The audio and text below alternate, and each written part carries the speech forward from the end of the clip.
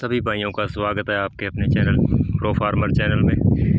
भाइयों, आज हम बात करेंगे किन्नू के रोग की या नींबू जाति के पौधों पे आने वाले रोग की। सिट्रस कैंकर जिसे बोल जाते हैं, ये धब्बे पड़ जाते हैं पत्तों पे और ये बहुत नामराद बीमारी है। भयंकर बीमारियों में से एक है, जिसमें से जड़ की गलन की जो फाइटोप्थोरा आती है, जिसे बूंदिया रोग भी कहा जाते हैं, रूट रोट है। और पत्तों पे आने वाला, ऊपरी सतह पे आने वाला, समझ लो जो फलों पे धब्बा बनता है, पत्तों पे धब्बा, टहनियों पे धब्बा बनता है, वो है सिट्रस कैंकर। इसको कंट्रोल करने के लिए हमारे पास कई प्रोडक्ट आते हैं, जैसे भिन्न भिन्न प्रकार का कॉपर है, जैसे यूपीएल का जो है प्रोडक्ट आपके सामने है, और सेप्टोसाइक्लिन है, ये भी आप देख सकते हैं। साथ में कोसाइड है, ये भी एक कॉपर का रूप है। हाइड्रोक्साइड होता है इसमें, कॉपर हाइड्रोक्साइड। और बायोमाइसिन है, कॉपर ऑक्सीक्लोराइड है, बैक्टीरिया नाशक है मल्टीप्लेक्स की। और ये दूसरा जो अपने टेट्रासाइक्लिन हाइड्रोक्लोराइड है।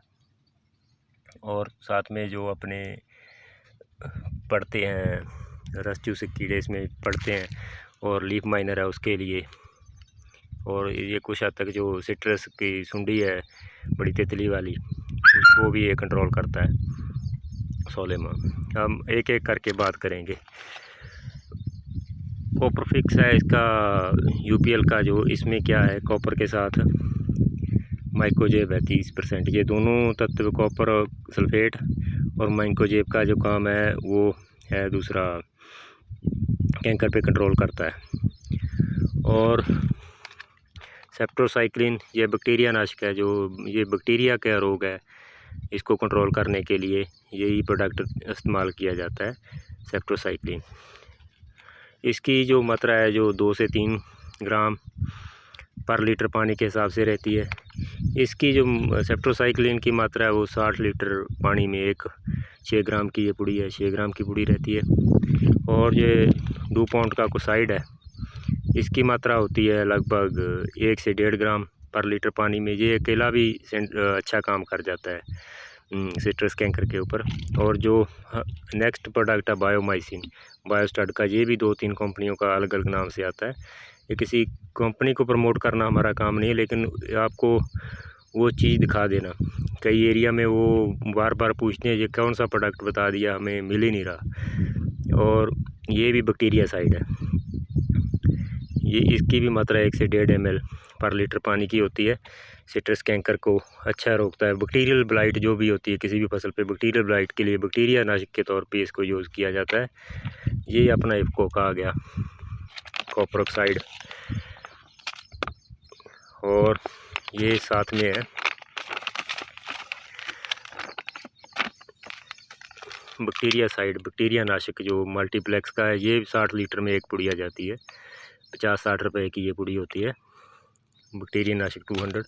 और ये है, ये अपना देसी फार्मूला है। इसको भी 100 लीटर पानी में 100 ग्राम, यानी कि 1 लीटर में 1 ग्राम इस्तेमाल करके किसी स्प्रे के साथ हम डाल सकते हैं। जैसे ताकत कीट देते हैं या किसी भी चीज़ की देते हैं बाग में, तो उसको कंट्रोल करने के लिए इसका यूज़ किया जाता है। सोलेमॉन जो है, इसका अच्छा कंट्रोल है सकिंग इंसेक्ट पे। और दूसरा जो दूसरे इसमें लीफ माइनर डलता है, जो कीड़ा अंदर पत्तों को खा जाता है, जिसकी वजह से इसमें जख्म हो जाते हैं पत्तों में, और जो बैक्टीरिया है उसको घुसने का रास्ता मिल जाता है। इसको भी कंट्रोल करना बहुत ज़रूरी है।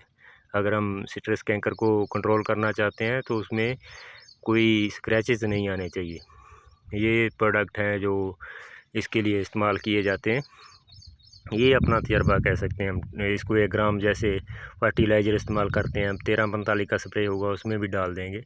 क्योंकि अगर छोटे पौधों पर एक बार हमला कर दिया ना सिट्रस कैंकर ने, तो ये बहुत भयंकर रूप अख्तियार कर जाता है। आगे आपको लक्षण दिखाता हूँ मैं, कौन कौन से लक्षण हैं इसके पौधों पे। ये देखिए, इस पौधे को इसने जकड़ रखा है, ये कॉलोनियाँ बनी हुई हैं इसकी। ये बैक्टीरिया के जो पैच हैं, ये कॉलोनियाँ हैं इसमें। ये पत्तों को खा रहा है, धीरे धीरे आगे बढ़ जाएगा तो टहनियों पे चला जाएगा। फ्रूट पे भी इसी तरह आ जाता है। छोटे पत्तों पे ये जो धब्बे दिखाई देते हैं ना, ये हल्का सा शायद धब्बा दिखाई दे रहा है आपको ऊपर ऊपरी हिस्से पे। इस तरह से ये स्टार्ट होता है और बाद में बढ़ता बढ़ता आगे बढ़ता चला जाता है। इसको कंट्रोल करने के लिए जो आपको दवाइयाँ बताई गई हैं, ये देखिए आप इन पत्तों पे दिखाई दे रहा है। जिस पौधे पे आगे आएगा बहुत भयंकर रूप में आएगा ये, और पत्ते गिर जाएंगे, पौधे की ग्रोथ रोक देगा। ये बहुत बुरा रोग है सिट्रस के लिए। इसका कंट्रोल करने के लिए पहली तो बात है अभी अच्छी हेल्दी नर्सरी हो। अगर फिर भी आ जाता है तो छोटे पौधों पे इसको कंट्रोल करना चाहिए, नहीं तो ये आगे बड़ी समस्या हो जाती है। और जो स्प्रे आपको बताई गई हैं उनका इस्तेमाल आप कर सकते हैं। अगर कोई बात मेरे से छूट गई हो या आप पूछना चाहें तो कमेंट कर सकते हैं। और इसका कंट्रोल अगर करेंगे तो पौधे स्वस्थ रहेंगे, फल भी अच्छे रहेंगे। बहुत से एरिया में जैसे भरतपुर साइड उस एरिया में नींबू लगता है, उस एरिया का नींबू इसलिए नहीं बिक पाता क्योंकि उसके नींबू के ऊपर सिट्रस कैंकर के बहुत भयंकर हमला होता है, जिसकी वजह से वो बेचने के काबिल ही नहीं रहता। इसका कंट्रोल इस समय बहुत ज़रूरी है। आप स्प्रे निकाल सकते हैं इसको रोकने के लिए। अगर अब नहीं रोका तो ये बहुत बढ़ जाएगा। ये छोटे छोटे पैचेज हैं जो सभी पत्तों पे आ जाएंगे। इसको कंट्रोल करने के लिए जो आपको दवाइयाँ बताई हैं एक बार मैं फिर उनको रिपीट कर देता हूँ कौन कौन सी हैं। कई बार लगातार वीडियो बनाते हैं तो उसमें कुछ बातें छूट जाती हैं, वो आप पूछ सकते हैं। ये यूपीएल का जो प्रोडक्ट है इसकी डोज है 2.5 ग्राम डोज पर लीटर। सेप्ट्रोसाइक्लिन ये 60 लीटर के लिए है, जो ये वाली पुड़ी है, एक पुड़िया ये आम मिल जाती है हमें। ये 1 से 1.5 ग्राम कोसाइड 2 पाउंड का पर लीटर। ये बायोमाइसिन की भी डोज इतनी है 1 से 1.5 ग्राम पर लीटर की। इसका भी कंट्रोल बहुत बढ़िया कंट्रोल है इसका भी। और जो बैक्टीरिया नाशक है ये तकरीबन इसमें इसकी डोज है अपना ये 60 लीटर की एक पुड़िया। और ये भी 2 से 3 ग्राम के कॉपर ऑक्साइड ले सकते हैं। इनकी इस्तेमाल करेंगे तो इस पर बहुत बढ़िया कंट्रोल हम कर सकते हैं सिट्रस पे, क्योंकि सिट्रस जो है वो बहुत भयंकर तरीके से, ये देखिए आप छोटे छोटे पौधे हैं कितना इसने अभी लोड ले रखा है। ये फल बहुत उठाता है और फल उठाने के लिए जो खुराक चाहिए वो पत्तों से ही बननी है। अगर पत्ते ही ख़राब हो गए तो सारा पौधा ये अपना फल बचाने के लिए जोर लगाएगा और स्ट्रेस में आएगा और पौधा मरना शुरू हो जाएगा। इन बीमारियों का कंट्रोल बहुत ज़रूरी है। ये देखिए इसने भी बहुत भयंकर तरीके से फल उठा रखा है। इतना फल उठाता है ये अपनी टहनियाँ टूट जाती हैं इसकी।